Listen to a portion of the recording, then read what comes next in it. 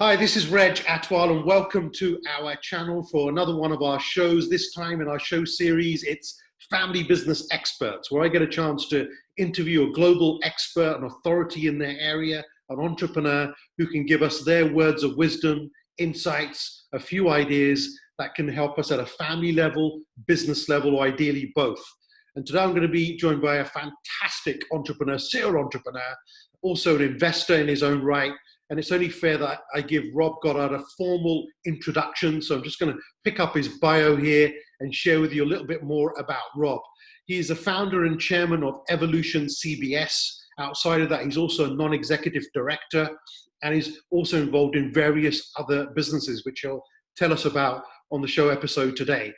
He has been involved in, I don't know the exact number today, but he'll tell us, but around 360 to 370 transactions, M&A transactions of people selling their businesses, totaling close to around £3 billion worth of value. That is unbelievable experience when it comes to M&A advisory experience. Outside of this, he's also doing a lot of mentoring work, a lot of international speaking, gets involved in angel investment deals. As you can see from the screen here, he's a best-selling author with a couple of books. I'm going to be sharing this one, which is his first book, and you can see the other book there on the screen we'll also touch on, of Suicide to Success, which is his personal story. 35 years of experience globally. He does business with Evolution CBS, not only in the UK, also now with a business set up in the UAE. Since 2002, he's been doing this. So on that note, I'll close off on the introduction. It's only fair that we get Rob on the screen. Hi, Rob. Hi, Reg. I have to say that's probably the most amazing and inspiring introduction I've had. Fantastic. I'm really grateful. And just for our viewers, just for the record, by the way, as you can see from Rob's face, he's enjoying the sunshine in his mansion in Albania right now, and he's not in the UK. And also from the book cover here and the picture I just showed you on the screen, as you can see, he has lost a lot of weight. So well done, Rob. You're looking well. What's the secret? Thank you, Mike. Yeah. Well, I had to, like a lot of us, I had a wake-up call a couple of years ago when I was diagnosed with type 2 diabetes. I didn't want to die early.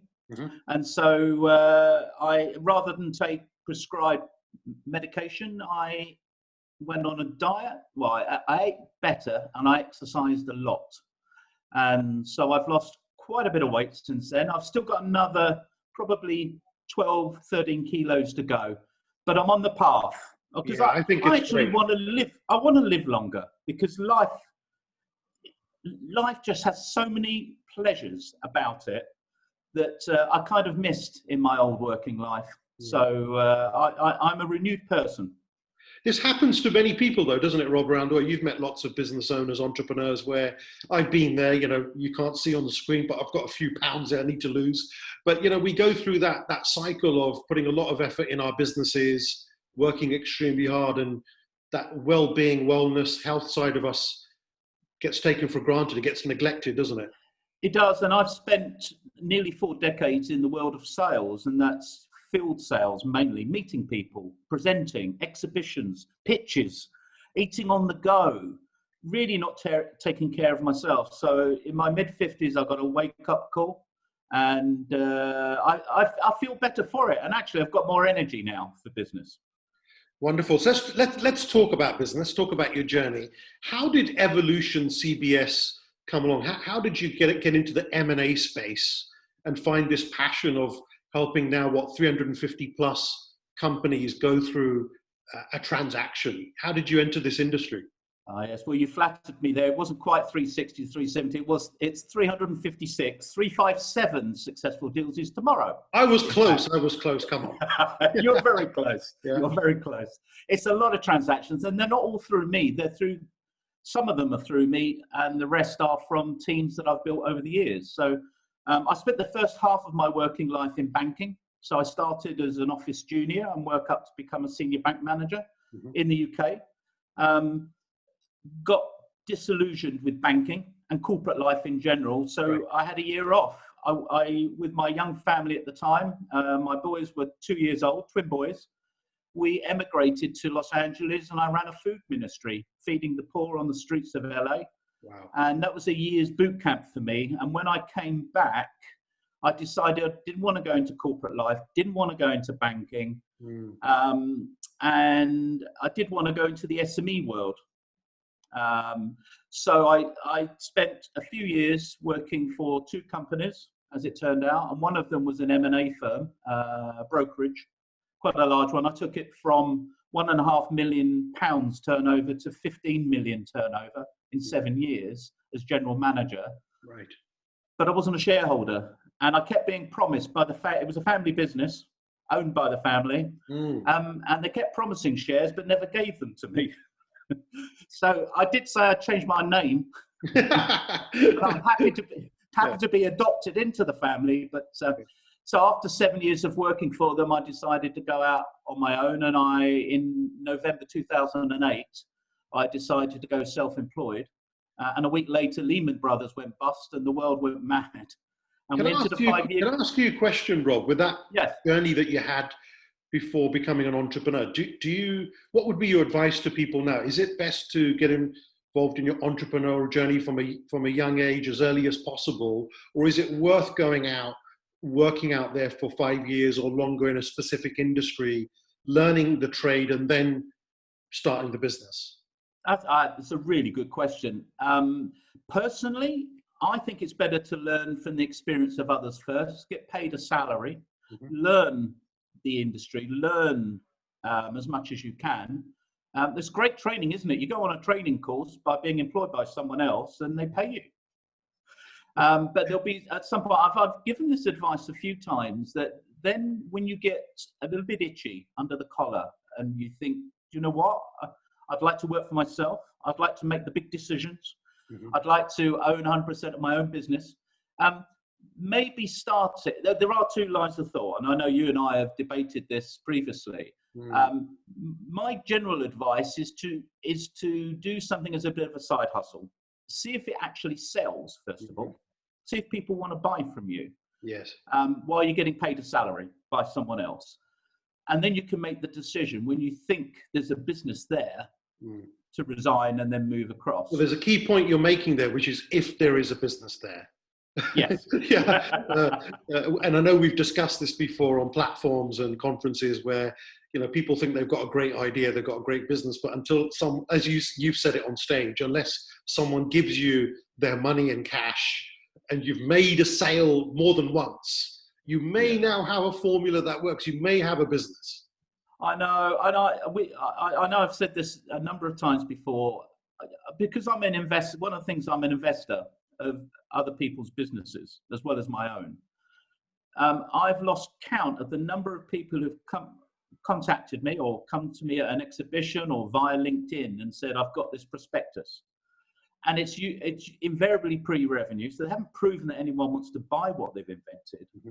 So I think you can do the early stages of market research, maybe test it, maybe get a little collection of clients together, maybe get some feedback from people who've actually bought, not freebies, but actually bought your product, to give you the comfort that it's worth chopping in your job and then going out on your own. That would be my preference. I didn't do that myself, and it's hard. Yes. And the first 2 years, from 2008, I worked as a one-man band from my bedroom and broadband connection with very little working capital. I was just earning enough for 2 years. And that's hard. There's a lot of businesses out there worldwide that are just like that. What I'm impressed with, Rob, as well, though, is I'm trying to put the numbers together here with your young age, of course. But so you would have been in your mid to late 40s when you made the decision to become an entrepreneur in your own right? I would have been 45, and 45. So that's a big decision. That is, because most people, I've done my research over the years, and we found that most people don't discover what they're good at until between the age of 45 and 55. But very few people in that age bracket wake up going, I'm going to go and do it. Normally they're stuck with, but I've learned this other trade. I've been doing this other thing all of my life. I don't really want to go with what I'm passionate about, or I don't really want to make that entrepreneurial move. So they don't do it. Yeah, and I'm being honest with you. I didn't choose self-employment. It chose me because it wasn't my choice. I lost my job, my very high multi-six-figure income job, comfortable job as a general manager, and I kept applying for jobs, but no one wanted me because no one wanted to pay me £300,000 a year basic. Funny, in England. Yeah. So I kept applying for jobs, not getting them, and then I thought, oh, perhaps I've got trades and skills. Perhaps I'll become self-employed. So I didn't make that. I'd love to think that I made that positive decision, but I didn't. And there's probably a lot of people listening to this broadcast that may be in a similar position in this forthcoming recession that's going to hit the world. Yeah, I agree. And so maybe there's a lot of people listening to this thinking, well, it's not my ideal choice, but I'd look at going self-employed and starting my own business, and that is what I did in the last recession, and that business now has become a multi-million-pound international business. So you can start and grow what becomes a successful business, even in a recession. Yeah, brilliant story. And what you've done is essentially in under 10 years, you've done what others probably would do in 30 years. And that growth has happened. It's a brilliant story. So, the one thing that I have done in the last couple of years that most business owners don't is they don't remove themselves from the day-to-day running. They don't make themselves redundant from their own business, which hampers actually the sale of their business and the value. Now, because I've built a really good senior team, I can spend 2 months in Albania here. I don't have to dial in to find out what's happening to the business. The only work I do is things like this. I'm the face of the business, albeit slightly thinner. Thank you very much, Rich. But isn't that what it's all about, Rob? I mean, I was interviewing someone yesterday, great serial entrepreneur who had someone in his business who said, look, and I don't know how the conversations are, but she said, look, do you want me to run the business for you? And he said, yeah, okay. And she goes, but on one condition, I want your car space. He goes, what do you mean? You've already got a car space for yourself. Why would you need mine? She goes, because I never want you to turn up at the office. So if you're going to give me the authority, I need the authority. And that lady has turned 3 or 4 businesses into valuation of $100 million business. And he doesn't show up at all. And he does what we do. He speaks, he facilitates, he trains. He's got his own podcast. He's in loving what he's doing. But the key was what you just said, Robin. Hats off to you, because most entrepreneurs cannot do it, which is to let go. They can't let go. And it's something about being, I'm trying to pick my words carefully and diplomatically, needing to be in control. And a lot of it, and I'm curious to know what other words you would have used there. Control freaks, egocentric. But I think in the early years, when you set up a business and grow it, you have to believe in yourself and have self-confidence, and you have to know what's going on. But it comes a point in the growth of a business, a private business, where the owners or the owner has to start letting go to trusted people and let go. And I'm still going through that process. I haven't, in 2 years, I'm still practicing this. It's really, really hard because it's the thing you gave birth to. It's your child. And now you've passed that off to a surrogate parent almost to look after and carry on that growth. But it's very hard. And there are times where I do interfere back in my business. I am not the finished article. So you stick your finger back in the pie, do you? I do. Yeah, I haven't perfected it. What it has enabled me to do, which is this releasing process in the last 2 years, is I've got 3 other businesses in other countries. I also am involved with 2 charities, one in the UK, a cancer charity, and an orphanage in Albania as well. I'm a benefactor there. And I'm a non-exec director on a number of other businesses in the UK. And I've got 6 kids now. Wow. So I am a busy chap.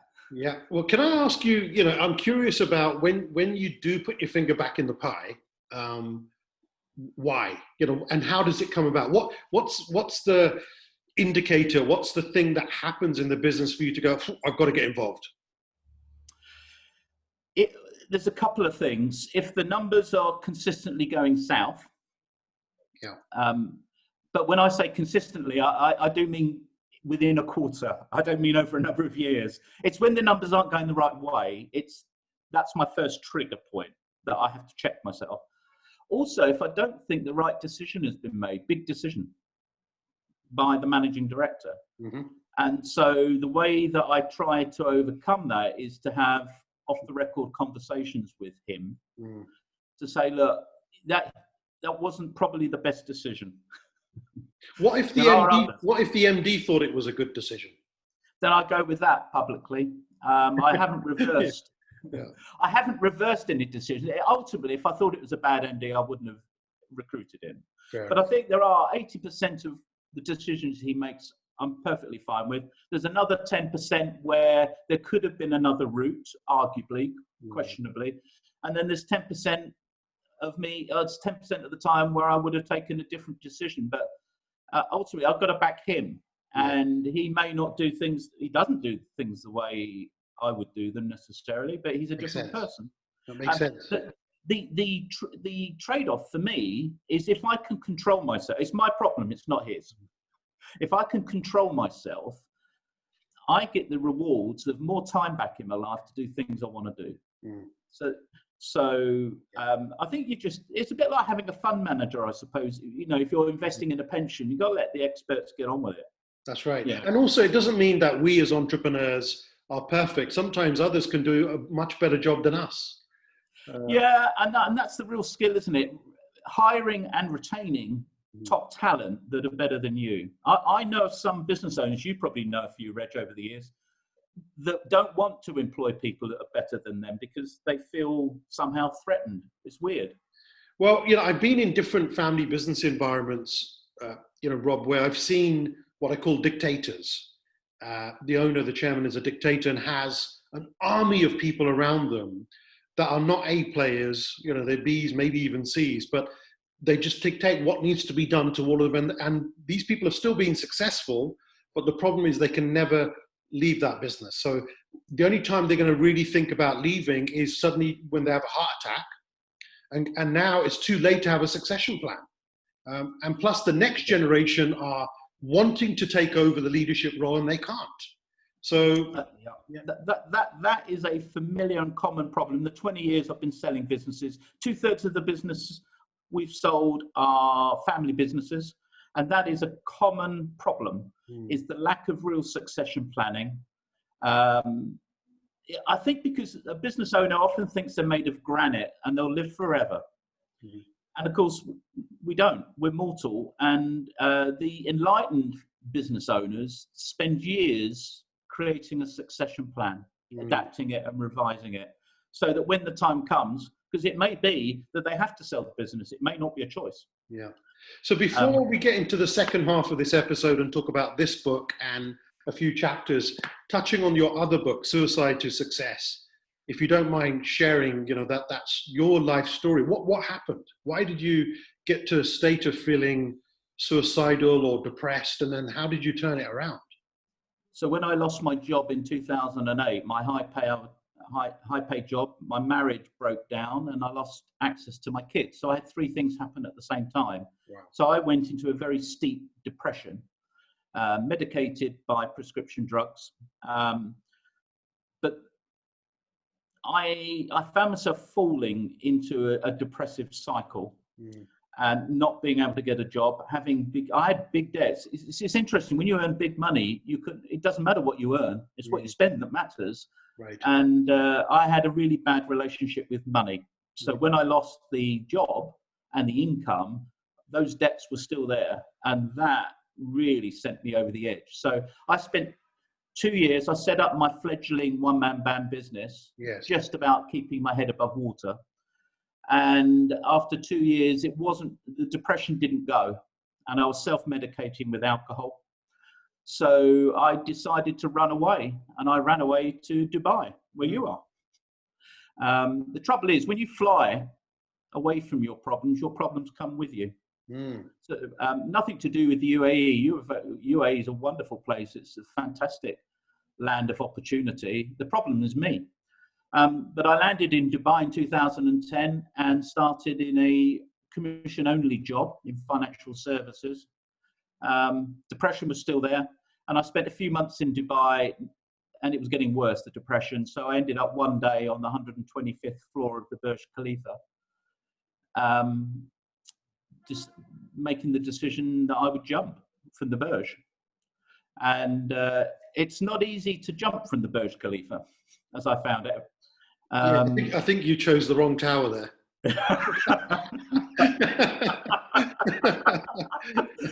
I did. I did work out that when I jumped with terminal velocity, it would take me 13 seconds to hit the deck. Crazy. So, because there is no painless way to commit suicide. I did my research on the internet. There isn't, because there's always the possibility that someone's going to rescue you. But can I ask you, Rob, what emotionally, internally, what is that state? What's happening? The internal being, is it confused? Is there just 1,000 thoughts going on? Is it because you're out of control? Is it, what gets you to the point where you go, I'm done? It's the last thing you mentioned. It's the out of control for me, because I can only talk about my experience with depression. The metaphor I've used is it's like a black cloud, depression to me. It comes and goes as it chooses. It cuts out the light. I can't see the way ahead. It becomes dark, and it has its own will. I can't do anything about it. And so for me, the thing that kept me going for those first 2 years was the impact it would have on my children. I had 4 kids at the time. But even that wasn't enough. On that particular day on the Burj Khalifa, it's a sense of hopelessness. When you lose hope, all hope, you believe the world wouldn't miss you. I don't mean that to sound like a self-pity thing. I mean, it really, the world wouldn't miss you. No one would miss you. That's the mentality. It's a lie to yourself, but that's the mentality you get into. And really, you're in so much pain internally in your head. The only way you can see of relieving that pain is to take your own life. That's the only one thing you can control, is to end it. And so that's the mental state I got to. And in fact, there's a film due to come out later this year. They filmed me depicting my story. It's called Resilience. There's 10 traits of resilient people. There's a book out at the moment. But in that, you get to the point where the only way that you see is death. And so I did manage. I had to go to the 146th floor to find a fire exit, because I guess that must be maintenance guys. So I went to find a fire exit, and I found one on the top deck. I think it's 146, 145. And I went to the fire exit. It's quite dimly lit. And I pushed the bar, and it was locked. Some maintenance guy had locked the fire exit, or the fire exit that I'd found. So my suicide attempt was thwarted by a maintenance guy not doing his job properly. But maybe that was a sign, because I've heard stories where, people are at that point of committing suicide, but then something happens, or in that last nanosecond, there's something in their head goes that, no, actually, I'm not doing this. Or something stops them. I've been asked, if the door wasn't locked and I'd found my way out, would I have jumped? And I don't know. And thank goodness I was never faced with that decision. But there was a American guy in San Francisco who threw himself off the Golden Gate Bridge. That's right. And he survived. Yeah, a friend of mine's interviewing him today, I believe. Oh, wow. The moment he left the bridge, he realized he'd made a mistake. That's right. The moment. Can I ask you, Rob, sorry to interrupt, is the opposite, which is, if whoever's watching this right now, if they're a family member, entrepreneur, they know someone in their family who's feeling, well, there's two parts to this. One is they're feeling depressed, or what's the signal? What do you look out for where the person is depressed, but you don't know that they're depressed? There's clues, isn't it? And what's the opposite of depression? So there's yin and yang, black and white, dark and light. There's something opposite that somebody requires to get rid of that.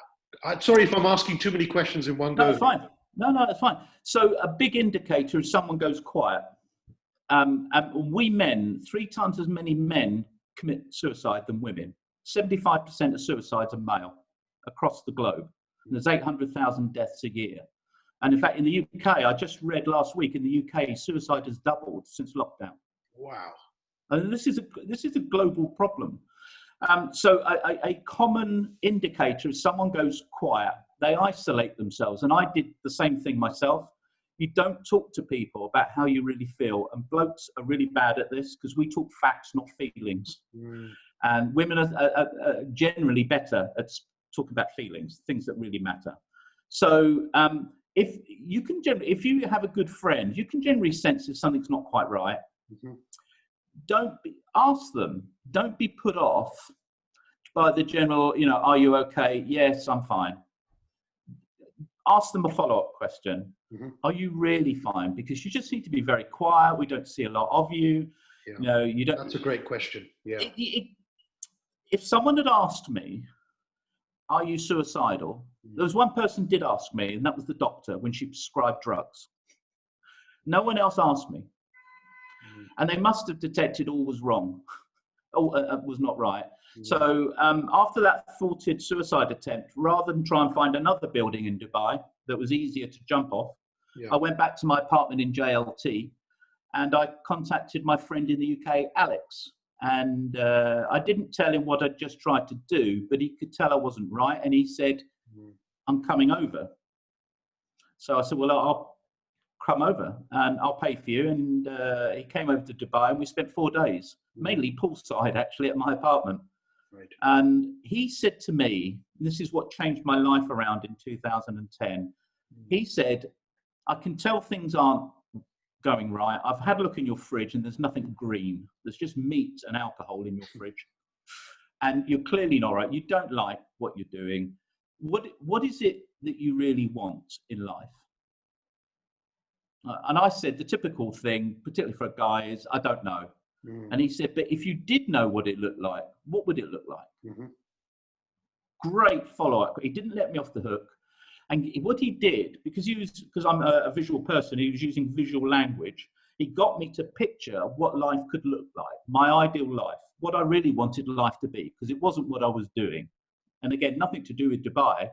The country is kind of irrelevant, really, the background. It was me. And I started to describe in detail and in picture form the life that I wanted. And it's taken a few years, and that life has become a reality. So what advice would you give other people, Rob, now, where if they're at that stage, just briefly 2 or 3 tips. If someone's feeling that way, what are 2, 3 things that they should do to get them back on the right cycle? So find an Alex. Number 1, find a friend that you trust, that you can open up to. And if life's going all right for you, the reverse is, if life's going all right for you, try and be an Alex to someone else. Be mindful, perhaps, of people around you. So find an Alex and just have an open conversation with them to express how you feel. And with their help, then try and talk about how you'd like life to change, what you would like life to be. And then you can decide what are the small, almost baby steps in order to move from where you are to where you want to be. But don't try and do it by yourself is the golden tip, because it didn't work for me. I spent years going down when I could have opened up a little bit to some trusted people. So it's about having a conversation, getting out of the isolation. And for me, actually, the business, starting up my own business, then became the antidote. Because when people say yes to you and start paying you for your services, you get these little rushes of natural feel-good hormones. And it does something about your self-esteem and your self-worth. Maybe some people out there maybe go in business with other people. Get some sort of stronger together, collaborate, feel parts of something. Well, I want to say, first of all, thank you for sharing that deep story, really deep story. I'm really glad that you came through this and here today sharing your story, and obviously published your book about your journey and what happened. And, you know, it's really, really powerful of how in a short space of time, when you could be at rock bottom, you know, suicidal, that in a short space of time, you can turn your life around. And this takes nothing away from your experience of 35 years, the industry that you've been. It's got nothing to do with your expertise. It's a completely different path in life, isn't it? That's going on internally for someone. I used to think that depression and mental health were for weak-minded people. And I was brought up short when I was 45, because all of us are susceptible. All of us. None of us are immune.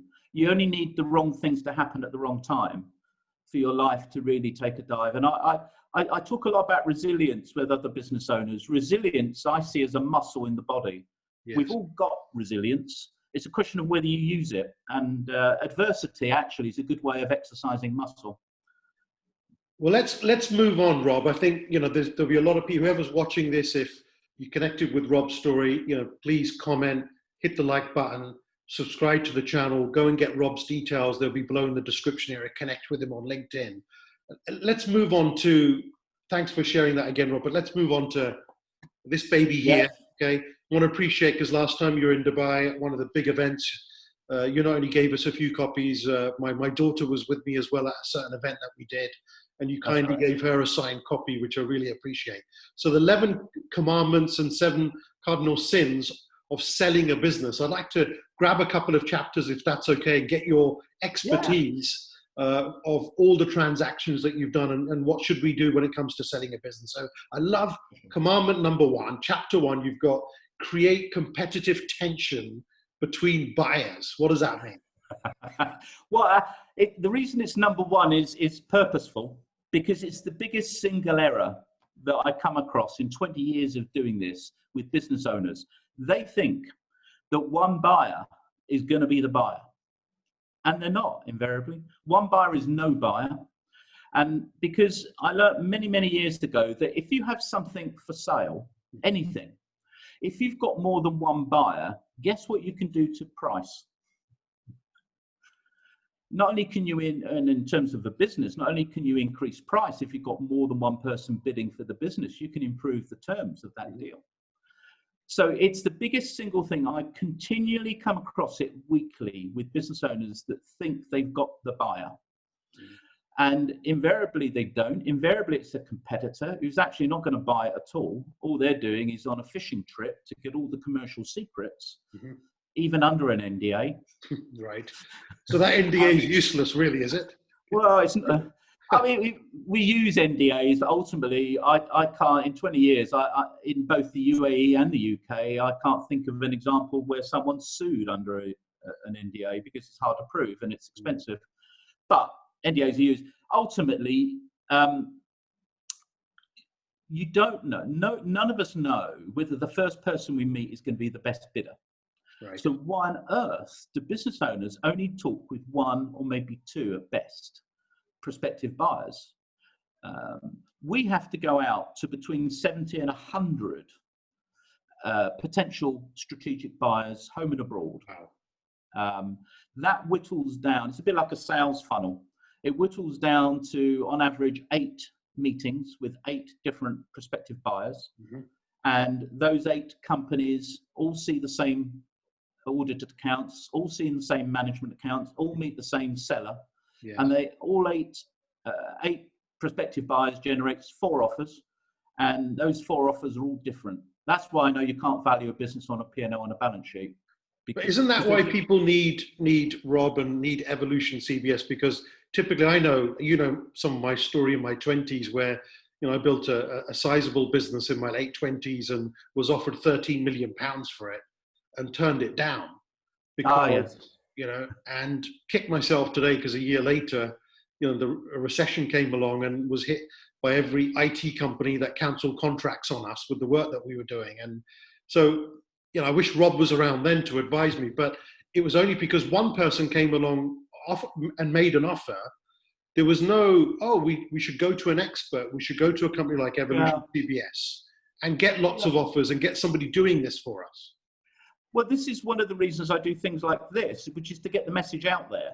and webinars, and when we had them, live events and coaching that we do, because most business owners have never sold a business before. So this is green territory for them. That's right. So definitely that commandment number one, that is going to be a huge driver on getting a premium price. If you want to sell at a discount, just speak with one company. And typically, Rob, with different industries, what's the range when it comes to value? And is it all based on net profit multiple, or is there other things that take in consideration increasing the value outside of having two offers? Yeah, I mean, all of that. Valuation, it's an art, not a science, but it starts as a science because when you get buyer and seller together, the only reference point are the accounts. So that's usually where an indicative offer is based on a multiple of something, and it's usually profit of one shape or form. Adjusted profit really should be accurate, because some business owners take stuff out of the business that's for personal use. Right. And so there's director's whims, I call them. I used to have a Harley Davidson, which is a rapid response vehicle. Mind you, if you've ever had a motorcycle and you want a rapid response vehicle, Harley Davidson isn't a rapid response vehicle. But anyway, it's usually a multiple of profit. That's the starting point. But where we earn our money, and a good advisor intermediary earns their money that's negotiating the deal, is to take it away from an accountancy-based valuation to a strategic valuation, which is when you put the two companies together, there's some cost savings usually, but more importantly and bigger are the cross-selling, upselling opportunities now that you've got two client bases, two sales teams. Excellent.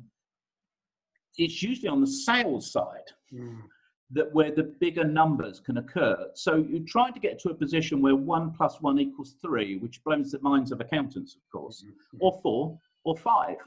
So to answer your question, it does, the multiple of profit is the starting point, and it does vary. If it's a sheet metal basher out in Sharjah, it's going to be a low multiple. If it's a high-tech business in TCOM with patented IP, it's gonna be a high multiple. It could be a double-digit multiple. So the industry matters. So does the size. Bigger companies go for larger multiples. But that is, I'd reiterate, that's only a starting point.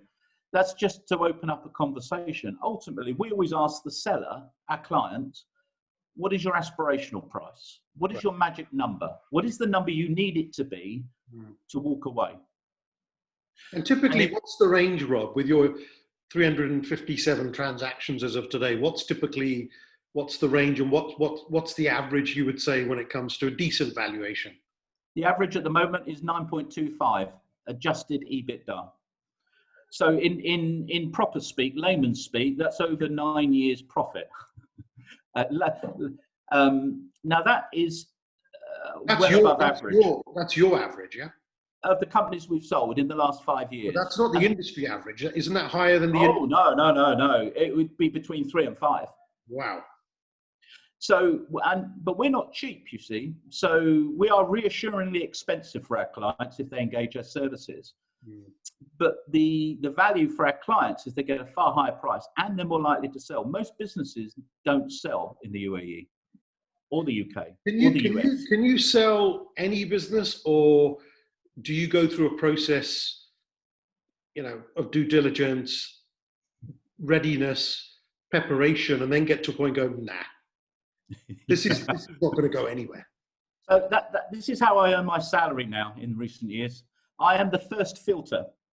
Well, I'm the second filter, really. We have incoming inquiries. They're filtered through by my prospector, Isla, and anyone that looks as though it ticks the boxes in terms of size, no red flags, goes to me, and I pick up the phone as the owner of Evolution and the chairman. I'm not going to run the project, but I want to have a conversation, business owner to business owner, about why on earth would they want to sell. I had one yesterday. The last one was yesterday. £35 million British business, making about 4 million on the bottom line. And I said, why on earth would you want to sell? That sounds like a fantastic pension. Just step out the way, resign this afternoon, and let your team run it. Yes. He said, well, well, yeah. I said, don't want to let go? He said, no, I need to sell. He said, you're right, I can't let go. So that's a very saleable business. But I spent an hour and a half with him on the phone trying to test it, acid test it. And it wasn't playing mind games. We are very selective. One in 10, sometimes 1 in 5 businesses in the UAE, and it's similar in the UK, sell. That means the majority never sell. Mm-hmm. Our conversion rate is about 3 out of every 4 we sell. So we've reversed it on its head. And one of the key reasons is that we're highly selective who we take to market and when and at what price. We don't quote a price, by the way. We prune out business owners that have a very fanciful, illogical, ill thought through number. And does it matter about the industry, Rob, or is it industries that you really love, or is there better opportunities in niche industries, niche areas? No, it's more to do with business rather than the industry, because we can sell a business in any sector, and we prove several hundred. When there aren't many sectors we haven't touched. Mm-hmm. There are some industries at certain points in the history where they're hot sectors. Anything to do with e-learning at the moment is obviously a hot sector. Given we've been having trouble meeting each other this year around the world. Yeah. But no, it's more to do with the business. So the things we look for in the book, which is it owner reliant? Does the business, do all roads lead to Rome, i.e. the owner? If so, we won't take it on. What we will do is work with them in mentoring or coaching or training to help that business owner move from where they are, which is the all-seeing, all-powerful, controlling influence in their business, mm-hmm. to one that's enlightened, upskills their team, and makes them better than they are. And then they can be released from their business. So owner reliance is a real amber light for us. So is falling accounts, where the numbers are going south. Mm. We say to them, this is not a good time to be selling because your numbers are saying the wrong thing. And of course, they always say, well, once we've been bought, it'll bounce back up like a hockey stick. So, yeah, okay, well, no, you don't believe that, I don't believe that, and no acquirer is going to believe that. So, Rob, how does that link in with one of your other chapters? You talk about turning weaknesses into opportunities. What are the top 3 over time weaknesses that you've seen that you can turn into opportunities and then helps the exit in the future and the valuation? Definitely proactive, planned, and sizable marketing. The majority of SMEs that come across our path, their marketing strategy is basically the telephone rings. There's very little proactive marketing. So where you've got a company maybe making $10 million turnover and a couple of million on the bottom line, and they really don't do marketing, that's a fantastic opportunity. And we coach our clients before we put them in front of prospective buyers to talk about the things they're not good at. Because they've got a 10 million turnover, 2 million profit business. Don't wax lyrical about all the things you do right. Actually, why not weave in some things that you're not very good at, like marketing, like the website, really. You don't do anything in the way of social media. The latest blog you've had is 2016 on your website. Mm-hmm. So those things. Also, to get a number 2. I mean, that would be my second major tip for any business owner. Get someone in position, trained, and runs the business day to day without you. And the acid test is to start going part-time as the owner. If you can go from 7 days a week to 6 days, to 5 days, to 4 days, to 3 days, now you know that the person that's running the business day to day is doing their job effectively. There's nothing more powerful when you're in front of someone who's looking to buy your business to say, I really don't run it. It's run by the managing director. In fact, I've spent 3 months in Barbados this year, and really the phone hardly rang.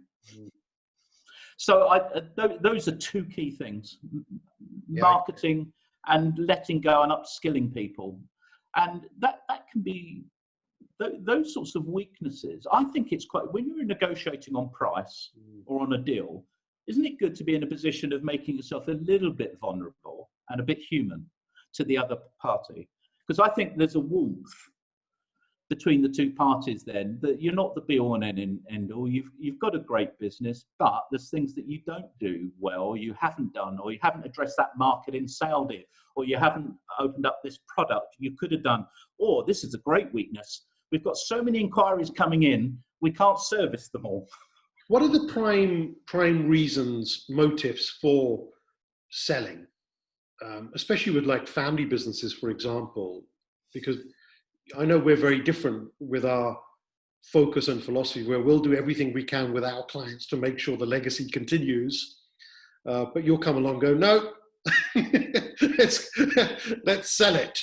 All right. And there's nothing right or wrong about that, but there's obviously valid reasons why somebody should sell, want to sell, and the motives. What are typically the top 3 or 4 that you come across of where it makes sense?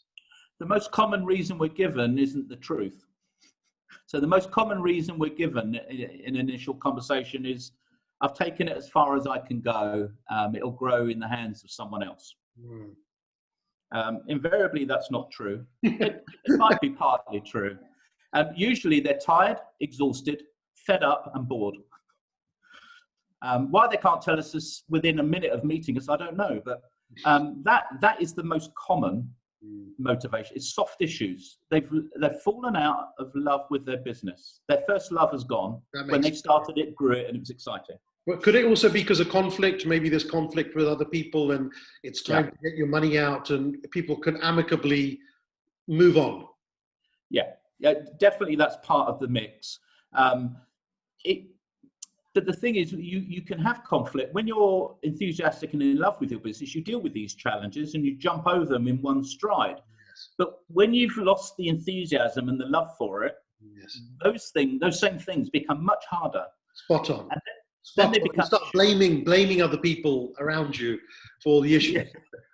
Yeah, because you think about it logically, if it was a business that was always going to do this, why on earth would you want to sell it? And this is a common question I pose to business owners, because this is a fantastic pension that you control and get far higher returns than any pension could, but they don't. And so they want to crystallize their investment. I understand that. I have 4 businesses now. I don't run any of them, but I haven't cashed out on any of them yet. But I will do gradually, but I don't need to. So there is the fear. Once part of the answer to your question is age. When you hit into your 50s and 60s, you're then thinking about the remainder of your life, and is $50 million or $100 million enough? Is it enough? And that's why I talk a lot when I'm on the road at events about magic numbers. What is your magic number? That's not the value of your business. That's what you want need the business to be worth, and that will vary from one person to another. So getting older and losing motivation and the first love are usually the most common reasons. What comes behind that as a separate category is the numbers are going the wrong way. And I anticipate that more and more. We're starting to see it come through this year, obviously, with what's been happening across the world. Our normal counsel is not to sell unless they're desperate to sell, because they're going to sell at a big discount. And we are very honest with people that they're not going to get the price they were ideally looking for. But if they're realistic on price, we can sell a company in any sector as long as the owner is realistic on value. Can I ask you about the magic numbers? Typically, in today's world, whether someone's in their 50s or up to mid-60s, say, and they're thinking about the rest of their life, we all talk about high net worth individuals, what that number is. Forbes and Fortune do their research every year. Wealth managers do their research. Typically, what is that number most of the time? What's that range or typical to go, that's going to look after me for plenty of years to do all the things I want to do? Yeah, it's a question my team now. I used to always ask when I was on the road, and now it's my team. That's the opening. One of the opening questions is, "What is your magic number?" And of course, there's an infinite number of answers, aren't there, when you're asked that question? We were only given one of four. Out of all the numbers they could pick, there's only one of four that ever come up. Really? It's 1 million, 2 million, 3 million, 4 million. 1 million, 3 million, 5 million, and 10 million, depending on the size of the SME. They could have picked any number, but they've picked one of those four numbers: 1, 3, 5, or 10. And it's always a round number, so that indicates to me there's absolutely no science that's gone behind it at all. Absolutely none. And if there's four shareholders in the S of SME, so your typical size privately owned business, if there's four shareholders, it'll be $4 million. 3 shareholders, $3 million they'll want. 2 shareholders, 2 million. Everyone wants to be a cash millionaire, at least. But in today's world, that's not going to go far, is it? It's not enough. And especially at the lower end, no, because it depends on your spending habits, of course, but $1 million is not enough to retire on, because generally, well, certainly our generation, Reg, we're living longer. That's right. So, and when you have more, when you retire or don't work full time, you have more leisure time, which means you can spend more. And you get an appetite for buying nice, shiny things and bigger houses. And you're right. You're right, Rob. I think it all does come down to your spending. But if you take an average high quality lifestyle, whether it's, being in first class, business class, staying in the best resorts in the world, buying a few things that make you happy, the rest of it, where's it going to go anyway? I mean, my magic number was 5 million 10 years ago, and it was part of my 10-year plan. After I met Alex in JLT at my apartment, it was 5 million in assets. Has it gone up or has it gone down? It's gone up now, because I reached it a year early. Year 9, I hit 5 million, and I'm currently at £6.5. Excellent. Not dollars or dirhams. It's 10 now for my next 10 years, because I want to do other things, hence the altruistic side. I want to give back in different ways, whether that's investing in someone's business, or whether it's charitable, or whether it's social enterprise. So the magic number has doubled, having achieved it, the first one, because really it's a yardstick for me to push myself. I have this belief over the years that only 95% of business owners ever retire willingly. Mm-hmm. Most entrepreneurs, there's no way they're going to give up work. They're going to do stuff. Right. The difference is, and this is the life I've been leading in recent years, is I only do things I want to do with the people I want to do them with. And that's a luxury, but it's taken me several decades to get to that revelation and reality. But now I can choose who I work with, which clients I take on, what assignments I get involved with, which podcasts and stuff that I do. And that's a wonderful place, because I'm working as hard as I ever did, but it doesn't feel like work. I love that. Yeah, I love that summary there. And there's many interviews I've done on our shows where owners talk about meaning and purpose and fulfillment and satisfaction. And many episodes where, one in particular I can think of someone, being a billionaire on paper and all of that vanishing, only for someone to ask them, what does fulfillment mean to you? And are you fulfilled? And the answer was no. And I think ultimately that's what we're after. We're after true inner meaning, some purpose, using our talents. It's not, and if you're doing all those things, work is not work, is it?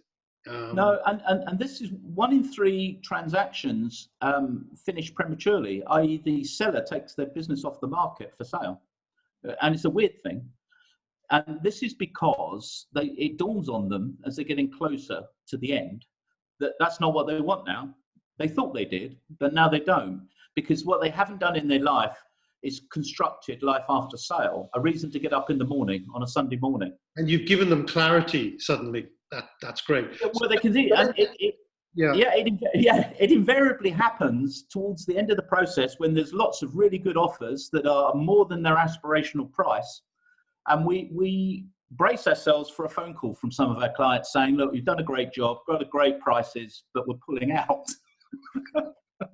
Well, Rob, I'm almost out of time with our interview. I think we're going to have to do another episode because we've only just warmed up. But going back to the book, you can pick this up from Amazon, bookshops, 11 Commandments, 7 Cardinal Sins of Selling a Business. We'll make sure all the details in the description. But if you want to get the book for free, Rob has kindly given us an offer on the interview today, where in the description area, you'll find the details to the website.